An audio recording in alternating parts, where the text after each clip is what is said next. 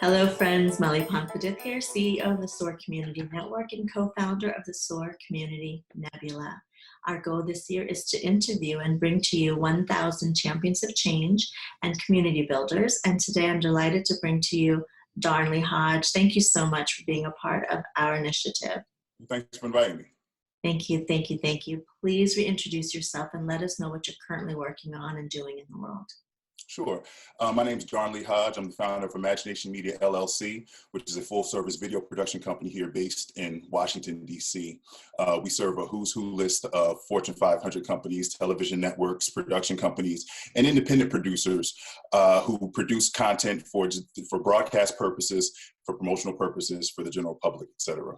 So I like to say Imagination Media helps our clients reach the right audience at the right time with the right message. That's great. So what brought you into this world of production, filmmaking, videography, etc.? I've been doing this a long time, longer than my actual professional resume would even indicate, because obviously your professional resume starts when you start doing this and garnering a paycheck for it, right? Or getting paid for it, and that's been 23 years. However, I've actually been doing video production since I was in 9th grade. Okay, I was fortunate enough to go to a high school that had what they call a media marketing program, and our instructor, Terry McConnell, gave those of us who were interested in that field pretty much carte blanche to do whatever we wanted to do to learn about video production and editing. So we produced a weekly news television show for our high school. We produced other types of promotional videos. One of my teachers even hired me to shoot and edit her wedding at one point, and that laid the groundwork for what would later become my college career. When I went to Virginia Commonwealth University, I majored in mass communications and continued in the field. Refined my skills, refined my understanding of it, and landed my first jobs in radio at local radio stations in Richmond, and then my first television job at WTVR Channel 6 back in 1998. So I worked there for 2 years, started freelancing in Washington, D.C., then decided, you know what, I can freelance full time. So I quit my staff gig and began freelancing in Washington, D.C. full time.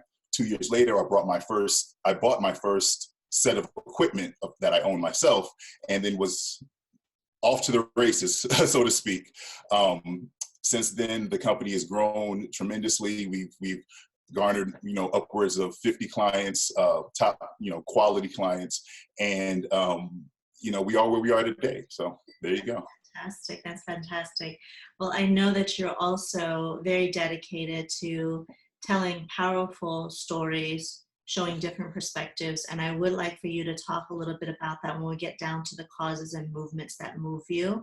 Now I want to focus on the people in your life or situations in your life who have really impacted you and empowered you in some way. Is there anybody or situation that happened in your life? You touched upon it earlier with your high school experience, but is there somebody in your life that showed you extra love, compassion, and helped to empower you become the person you are today? Absolutely. Obviously, your parents are always the first answer. So that's easy. I'm going to say, aside from my parents, okay? When I was an intern, my first internship I did was as a freshman in college. I did an internship at Black Entertainment Television, and I was originally in the marketing department, but that wasn't for me. I wanted to be in production. And the head of the music department, excuse me, the director of the music department was a guy named Kevin Taylor. I told Kevin what I was trying to do, and he said, you know what? Quit that internship. I'll find this place for you over here, okay? So not only did Kevin first give me put me kind of on a track to do what I specifically want to do in that capacity, and to learn from this, major network how they do things, right?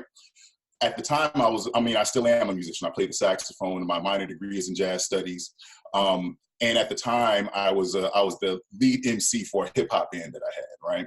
And I was a guy who was out here, hey, trying to shop my demo tape around and that kind of thing. Kevin was one who said, listen, this industry is changing. You can do this independently. People aren't looking for record deals anymore. So he's actually the one who said, listen, you can do this yourself, and gave me specific books to read, specific instruction in terms of learning about the music industry, learning about how to be an independent record producer.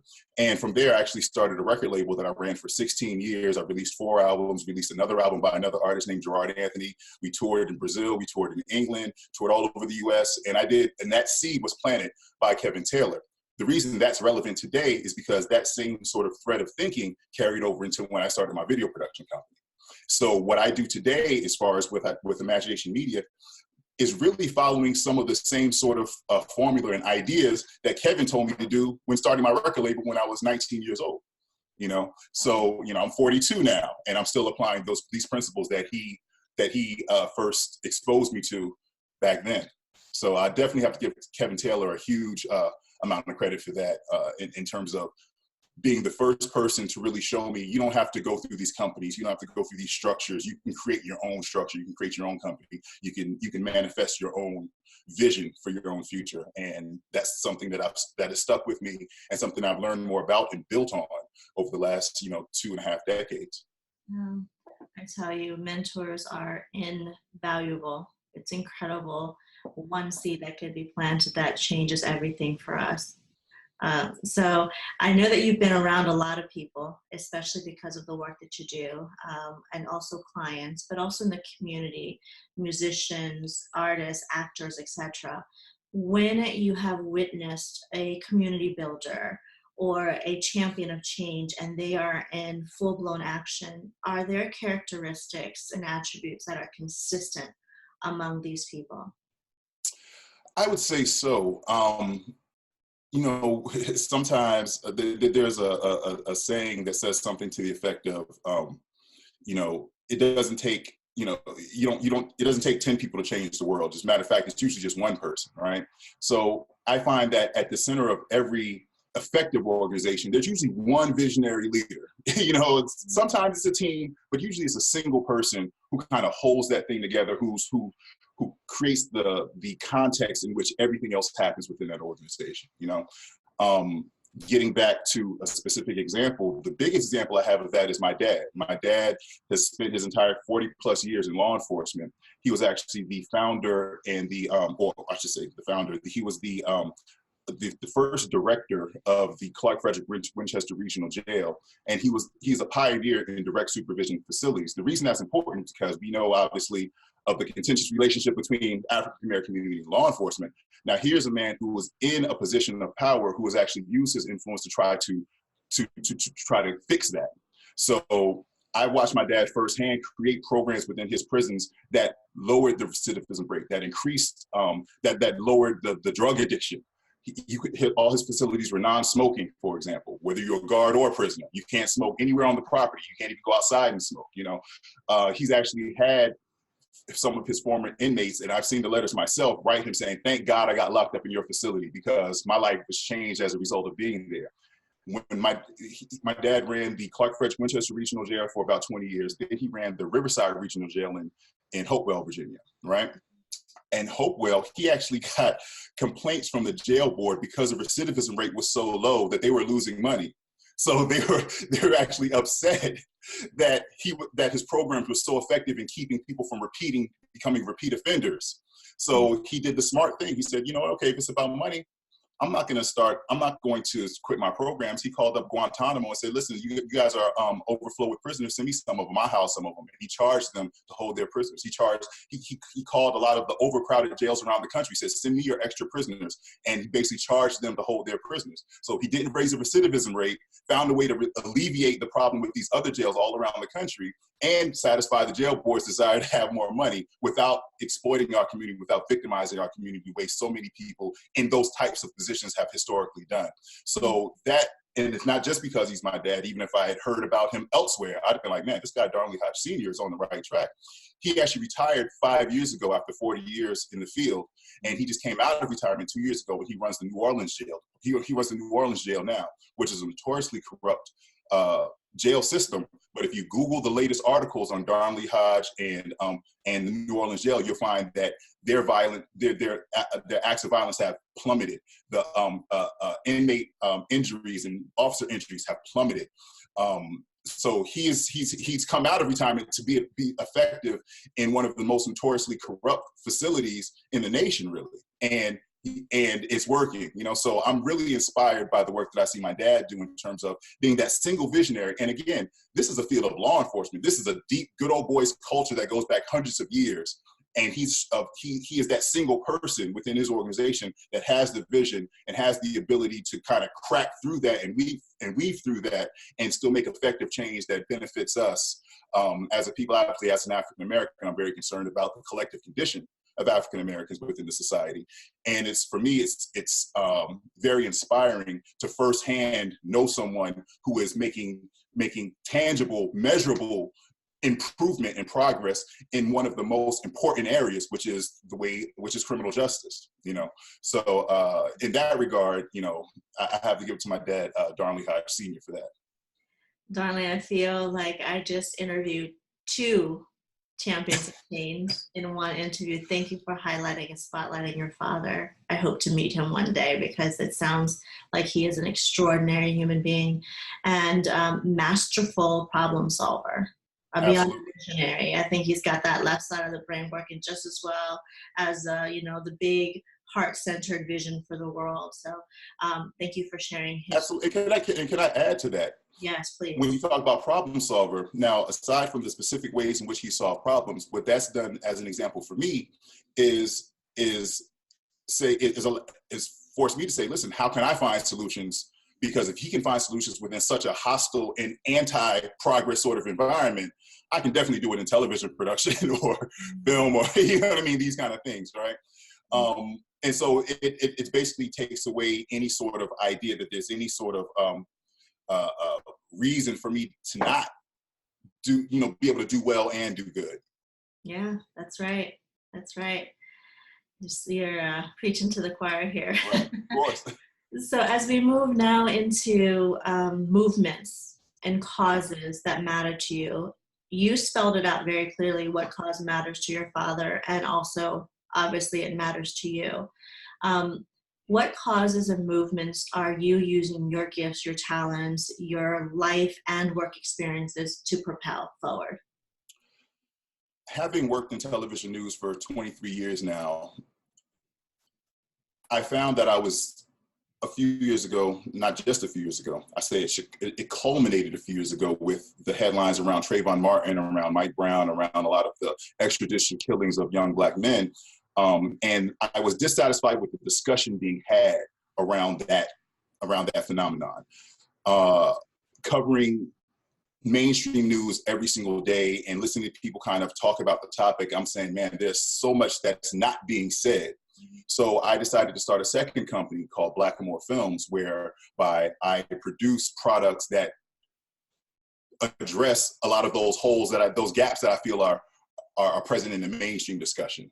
So I've worked on a project for the last several years called The American Lows that examines the real roots of this sort of phenomenon, the real roots of the psychology behind it, and offers concrete solutions and concrete ideas as to the way forward. You know, to be more specific about the cause that I'm about is improving the collective condition of the collective African American condition, improving the collective condition of African Americans within this system.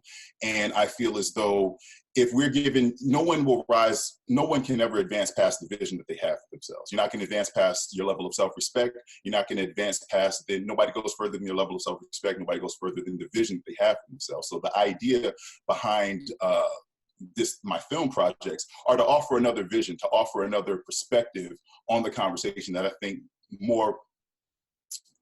think better serves those of us who are trying to improve our collective condition. It's fantastic, very powerful. Well, we love to follow that project. So, you know, we'll share any information that you have to our community about this film that you're working on. I think it's a very important film that needs to be out there. And I think that it can serve multiple communities of color, because I think that it's the overarching, again, that seed that was planted. Are we nurturing it to full bloom, or are we nurturing it to create toxicity in the world, right? Exactly. Those are the conversations that are very important to have especially now more than ever. So thank you for putting your energy and your heart and your love and your finances into Absolutely. building something that is so critical for all of us to benefit from. As we move through this interview, the next question that I would like to ask of you to share with our community is, as a filmmaker, as a producer, as an artist, really, it's not always easy. You've had failures, you've had successes, you've had a lot of lessons learned. When things are difficult and things are not necessarily going your way, how do you move forward? Are there quotes, are there philosophies or mottos, that mantras that you say to yourself? What can you share with our community? That's a very interesting question because there are a few assumptions built into the question. I don't believe in the idea of setbacks. In other words, for me, a setback is just saying you're going the wrong way and you might need to be kind of nudged a little bit to move this way. You know what I mean? So I don't, of course, there are specific plans of execution or things that you may have or that I may have had that didn't work out the way I expected. But I can say that any good objective that I was pursuing, I've always achieved. And I think it's because, again, I'm not a person who, I don't subscribe to the sort of Western idea of like believing in God. I know God is real. So I allow the Creator to guide my steps and guide my life. And I've never been led wrong. And I won't be. And I have confidence in that. And I know that. And again, it's not a belief. Like, I don't believe I'm talking to you right now. I know I'm talking to you. And I know that my steps are guided. And I know that when I pursue a righteous cause, it will be successful. And it always has been, and it always will be. So I don't really subscribe to the idea of setbacks per se, as much as, okay, I thought that I would have to go this route, but that might be the actual thing that sends me the way I needed to go. You follow me? I don't believe that obstacles are on the way to success. I believe that obstacles are the way to success. You follow me? So, I love that. I love that. Obstacles are on the way to success. Right. That is a very powerful statement that you just made there. That's why I repeated it, so people can really take notes on that, because I think that is absolutely on point. Our society has taught us to, look at when things don't go our way as a failure. And I think more and more now we're having broader discussions around what failure really is. I mean, is it really failing? Or is it really propelling you forward, right? Is it really highlighting and giving you hints and clues as to a pivot that needs to be made, exactly. Or a do-over or try again? Right. I mean, look at it this way. If you're driving in your car and, you hit a detour and you have to reverse to go the right way, well, it's not a setback. You're just correcting course. You don't want to stay on the same course just in the name of going forward. Well, you're going forward the wrong way. So actually going back is actually more of a benefit than going forward if the forward is the wrong direction, right? So again, sometimes a setback is just reversing, so you can take the other fork in the road. But I believe that what's key to that is having an understanding that we have a purpose. We have a calling. We have talents and abilities and interests that are all within us, so that we can manifest something good in the world and make the world a better place. And I believe that as long as you're listening to that and you're following that, you will end up where you're supposed to be. I think a lot of times when we find people who are confused or discouraged by the journey that they're kind of on, I think a lot of times you'll find these are folks who may, in a lot of cases, at least in my experience, be trying to fit a square peg into a round hole. They're trying to achieve a goal that someone else told them should be their goal, or an objective that somebody else told them that should be their objective, or a standard of success that someone else told them is success, or standard of beauty that somebody else told them was beauty. You follow me? So by the same way in which one has to appreciate their own standard of beauty, you have to appreciate your own standard of success. If for me, I've been programmed to think that some attributes that I don't possess are the key to my success. Well, or attributes that I'm not even capable of possessing. For example, I'm 6'4", 300 pounds, right? I can never go skydiving, for example, right? Because I'm just too heavy. It doesn't work. But if I allow myself to say, oh man, I can just never go skydiving, it's like that's just not in the car. be okay with what you can and you can't do, you know, and find what's for you. Okay, I don't know if that was the best example in the world. My point though is that we each have our strengths. We each have our well, we all have strengths. You know, I don't know about even the concept of weaknesses. That's a little debatable, you know. But I believe we all have strengths, and I believe if you have knowledge of yourself, you know who you are. You learn, you play to your strengths. Success is almost inevitable. You know, I don't really meet too many people who don't achieve what they're genuinely after if they're pursuing it in the right way. Like, I don't really know too many failures. You know, seriously, it's, you know, folks who I talk to, even people who feel like they might be failing, it's not that they're failing, they're pursuing the wrong goal. Once they start pursuing the right goal, then they have success. Mm-hmm. You know, so, you know, I don't know that it's necessarily really a matter of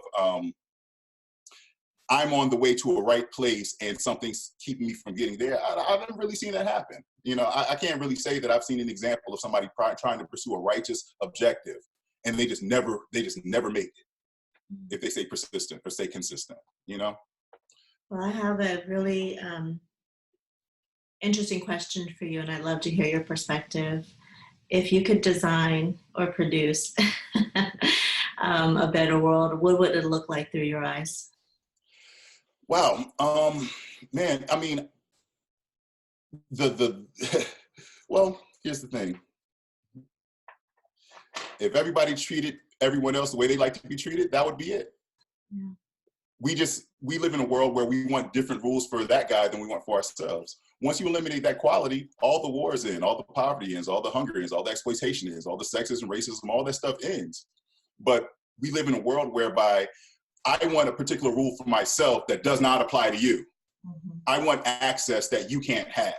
I want resources that you can't have. I want education, or I want knowledge or understanding or whatever that I believe somebody else shouldn't be able to have. Mm-hmm.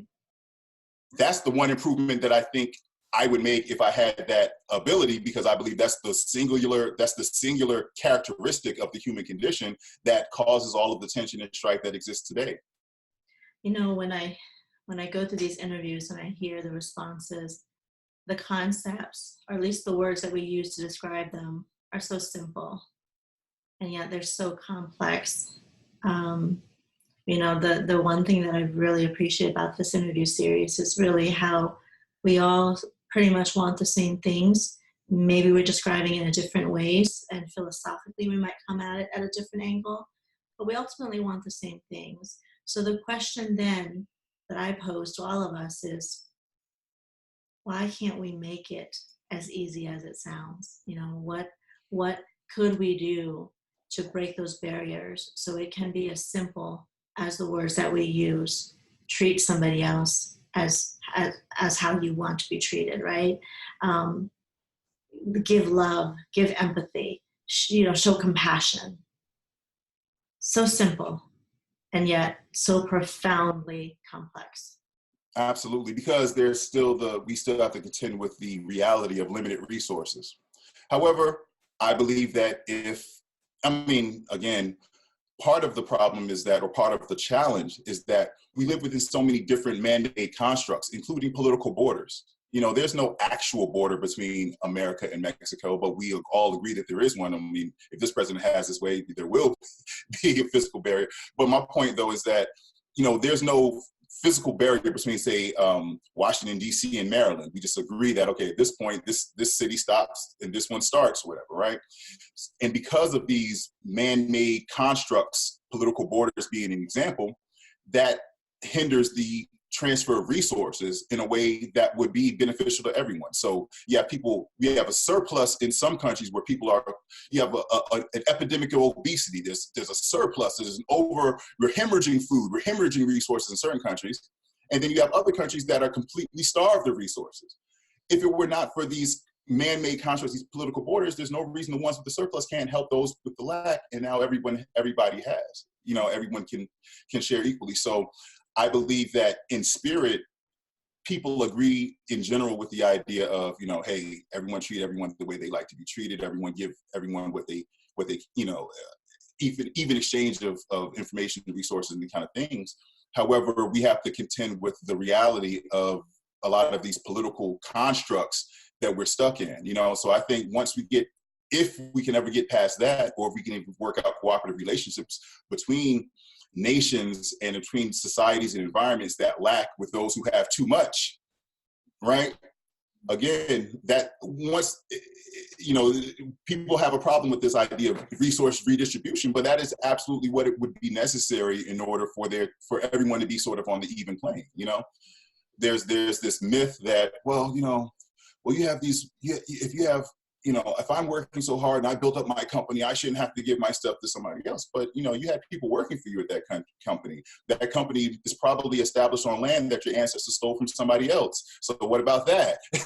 So you have, for example, American corporations who say, oh, well, I built this business. Well, what is the country built on, though? You follow me? So there's a lot of,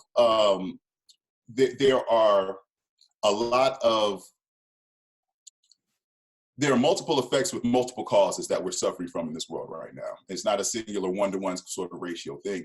And until we can figure out a way to make that the priority, to make even distribution, or fair, at least equitable distribution of resources a priority, there will always be these inequities, because the reason that for example, women are discriminated against in the workplace. Why? Because, I want to get the big paycheck, and so that means you have to get paid less. It's like, no, well, we can all be paid the same, and everybody can still be employed, and everybody can still thrive, But there's the idea of, you have a few men who say, no, we have to be paid more, and you have to be paid less. It's like, that's ridiculous, So that, but that stems from a fear, and really what this really is about. I mean, at the end of the day, all of this is about fear.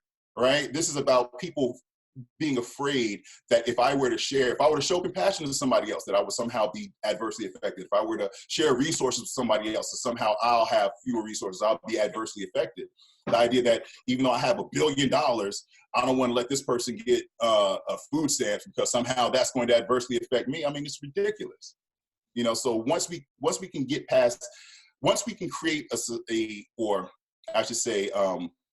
I believe that more emphasis could and should be placed on rectifying that psychological disposition, because that psychological disposition is what causes people to take action that reinforces that psychological disposition, right?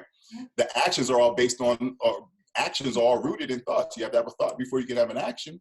And so people are thinking in this fearful way that if I were to share what I have, if I were to give you credit, if I were to say, hey, African Americans invented rock and roll and country and bluegrass and jazz and hip hop, somehow I'm, I can't give them that credit. It's like, why not? Why not allow people to share in the abundance on whatever level exists in the world, So, well, I think you just answered why the actions that we must take is so complex to get to people acting on the words that we just chose today, right? Treating each other. I think you just answered some of the challenging ways in which that is causing this, like you said, cycle, right? It's all mindset. It's all helping. And our goal is to hopefully help raise the level of consciousness for each individual person to really open their hearts and minds to a perspective that may not be their own. And that perspective may be an answer to something that is better than what we have today.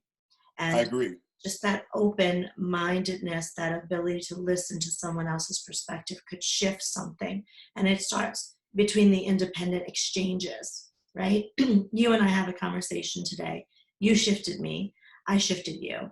Then what you planted inside of me gets then shared and planted elsewhere. And I don't know how we can exponentially speed this up, but that's what it's going to take. Yeah, I mean, unfortunately, we live in a society, in a world, I believe, where I believe these conversations need to continue to be had, and that, the various actions, like as you just outlined, that result from them will hopefully create an environment whereby, one of the things I say is like people's minds are like rubber bands, right? So you can only stretch it so far. You can only give it so much before it snaps. So you can't give everybody too much. You can stretch it to a certain degree, but after you leave, a lot of times it snaps back to what it originally was. But a rubber band might be a little looser than it was before you stretched it. You follow me?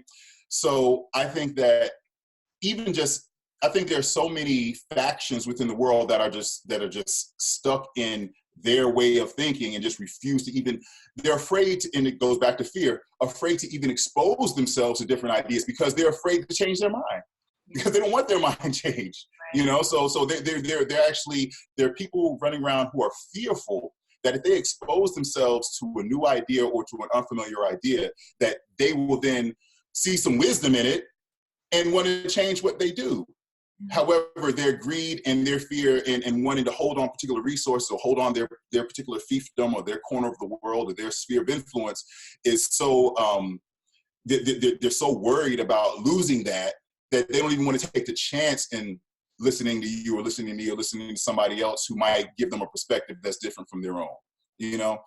Well, let's see how we can turn this fear of change into the opportunity that this world needs. Right. The fear of change, hopefully we can turn it into a desire for change, a desire for change. Thank you so much, Darnley, for your time today. I really appreciate it. I feel like we have to have a part 2, part 3, and a part 4 to this conversation. I love your passion. I love that the goal for you is to share your perspective, which when we produce and when we speak our truth and our version of the truth out loud, it gets received. And then it's up to these folks that are receiving the information to decipher what it means to them. But when we don't speak and we don't share, there is no shift. It's just the same. And so I appreciate that you are willing to put yourself out there through your gifts, your talents, and through your desire for change, to keep up the good work, to keep up the passion, to spread more light into very, very complex and tough issues that we face today. I value you. I appreciate you. Is there anything that we can do to support you before we wrap up the interview? Absolutely. My website for my television production company is imaginationmediallc.com. Anyone who's looking to reach the right audience with the right time, with the right message, call us and we can definitely help you to hone your message and get it on video in a way that's compelling and that furthers your mission. As far as my film production company, Blackamore Films, you can go to, for the latest project, The American Lows, LOWS, just the same way it sounds, theamericanlows.com to learn more about that. To add to what you said just before we close, I think one key element in sort of fixing this entire dynamic is debunking so many of the lies and myths that exist around so many different types of groups and people and just everything in the world, right? So I believe that what's key is that we have to first become real and first have a real understanding of history and of society and operate from that understanding as opposed to operating under the standing of a lot of these myths and a lot of these made up sort of narratives that we go by in society. So once we can actually first get out of the fantasy world of myth and into the real world of reality, then we can move forward. You know, as an example, once we get past the myth, for example, that African Americans' history begins with slavery and understand that we have thousands of years of history goes back to the continent and work with that understanding, then we can actually make some progress in the country as it is. But as long as we stick with this myth that, you know, we started with slavery, well, you can't rise past, it's hard to get past that, you know what I mean? So in order to have a positive way forward, I think we have to have a clear understanding and a realistic understanding of how we got to where we are and debunk a lot of the sort of fables and myths and false narratives that exist around the human condition as it even is today. Mm-hmm. Thank you, Darnley. Thank you so much for your time. I so appreciate you. Thank you for watching, friends out there. I know you got a lot of passion from this interview. I did too. And if you have any comments that you'd like to make, please share your perspective. Please visit us, and also remember to nominate yourself and nominate somebody else in your community who's doing a fantastic job shifting their community in a positive way. Visit us at nebula.soarcommunitynetwork.com. Thank you so much. Thanks, Darnley. Thank you.